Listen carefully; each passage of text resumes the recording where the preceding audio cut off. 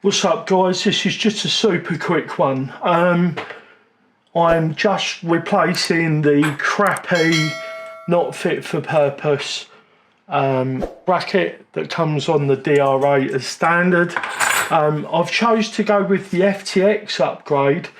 I just want to see if this holds up, and if it doesn't, we're going to go for the custom RC upgrades version.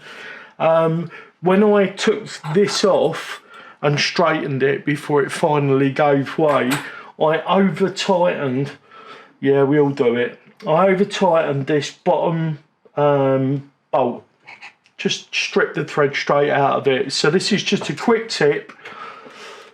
Just take a piece of super glue. Oh, there we go. Right, so there's just a little dollop of super glue on there. Hopefully you guys were able to see that. Let's get that in the middle. And just take it and screw it in. And don't worry, you will be able to get it out. So all it does is it sets in position, and as it dries, it forms the threads again.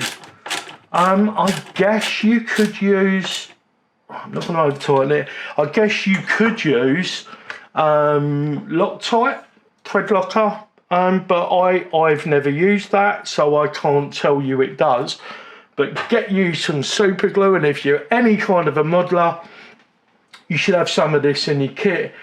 And there you go, you put it in there, and once it's dry, it just unscrews, it leaves the super glue in the hole, and you've got your threads back. So that's it. That's a super quick tip from RC Daddy. Remember guys, no matter the question, love is always the answer.